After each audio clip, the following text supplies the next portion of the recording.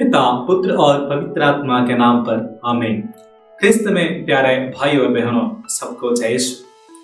आज हम कलीसियाई प्रतिष्ठान काल का आखिरी रविवार के वचनों के ऊपर मनन चिंतन करने जा रहे हैं।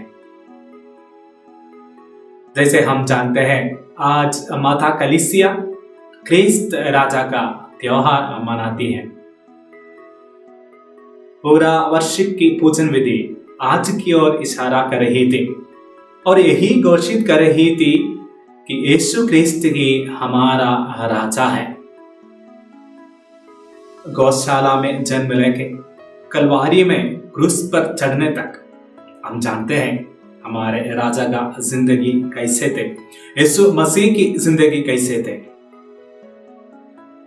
ईसा ने खुद कहा है, सुसमाचार द्वारा संत लूकस के सुसमाचार अध्याय 9 अनुवाक्य 58 में यीशु प्रभु मसीह हमसे कहते हैं, मानव पुत्र के लिए सिर रखने को भी अपनी जगह नहीं है।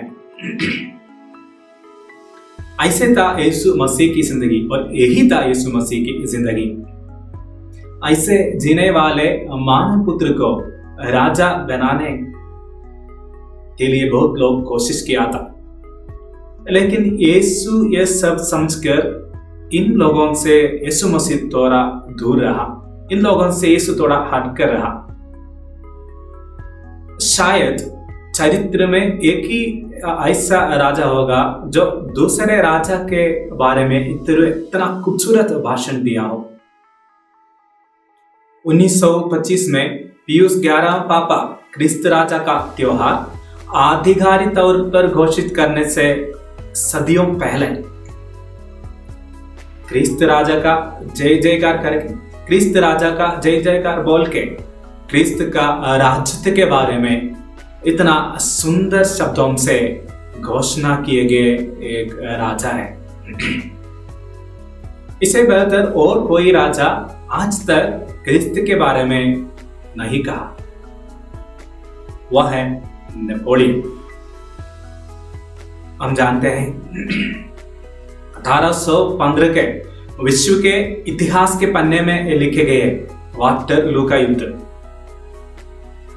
इस युद्ध में जिस महान योद्धा के नाम से अनेक सेनापति भयभीत हो जाते थे, आखिर उससे यानी नेपोलियन को इस संग्राम में पराजित स्वीकार करनी पड़ी और यह उसका जीवन का अंतिम और आखिरी अभियान था। इसी के साथ उसे संत हेलेना द्वीप में कैदी के रूप में रखे गए। वहां पे वे बहुत से अकेलापन महसूस किया, साथ ही साथ बड़ी दुख में आकर पूर्व में किए हुए पाप और अपराधों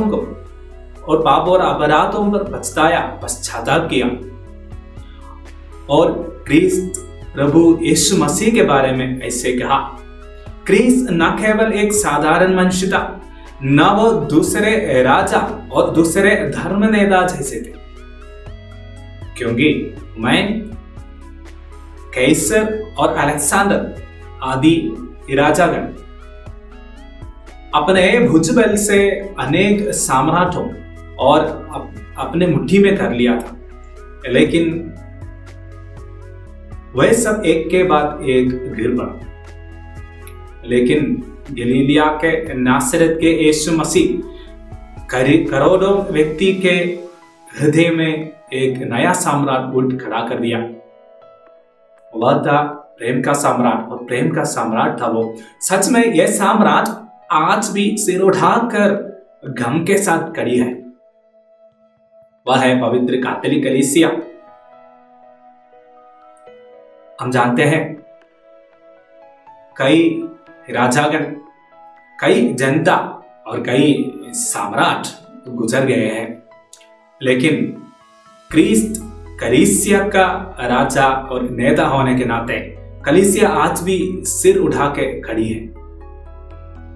आरंभ से लेकर अब तक कई राजागण और कई नेतागण कलीसिया की पतन के लिए कमर कसा है, लेकिन आज तक और आगे भी कलीसिया को कुछ नहीं हुआ और कुछ नहीं होगा, क्योंकि कलीसिया का नेता और राजा यीशु क्रिस्त है। राजा और नेता बनने के लिए यीशु के पीछे ना कोई सैनिक था, ना कोई महल था, ना कोई ताज था, ना कोई राजदंड था। यहाँ पे एक सवाल उठाना सही है और सवाल उठाना सही लगता है। 2000 साल पहले जन्म लिए यीशु राजा कैसे बने? राजा कैसे बने? राज करने के लिए उसके पास ना सम्राट था, ना जमीन तक था। नासरत में एक मामूली माँ बाप में जन्मे, चरनी में पैदा होने वाले, अपने बचपन में ही मिस्र देश में प्रस्थान होने वाले और पास्का का खाने के लिए भी एक परिवार उधार लेने वाले और उधार लिए गए गधे के ऊपर सवार करने वाले और समुद्र के मछली को उधार लेकर चुंगी देने वाले, नासरत से लेकर कलवारी तक दूसरों के उधारता में जीने वाले, आखिर 2 लकड़ी में जीवन प्राण त्याग देने वाले व्यक्ति राजा कैसे बनेंगे? राजा बनने के लिए सम्राट, ताज और राजदंड का जरूरत नहीं है। वचन कहते हैं केवल ईसा मसीह का क्रांतिकारी बयान का जरूरत है। क्या है ईसा मसीह की क्रांतिकारी बयान? वह बयान, क्रांतिकारी बयान यह है कि मैं इसलिए आया हूं कि वे जीवन प्राप्त करें, बल्कि वे परिपूर्ण जीवन प्राप्त करें। हाँ प्यारे भाइयों और बहनों, क्रिस्त के राज्य में एक ही नियम है, प्यार करो, तुम एक दूसरे से प्यार करो। यही है नियम, क्रिस्त के राज्य के एकमात्र नियम।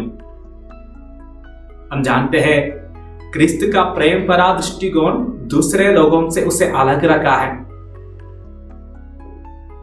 वचन साक्ष्य देता है, प्रभु ईसा जितने लोगों को मिले हैं, मिलने वाले सभी लोगों को प्रेम का स्पर्शन से आलोकित किया। अंधे को दृष्टि का दुनिया में हाथ पकड़कर चला दिया, भूखे हुए लोगों को रोटी दे दिया, आखिर साथ रहने के लिए एक रोटी के रूप लेके पवित्र यूक्रिस्त बन गया।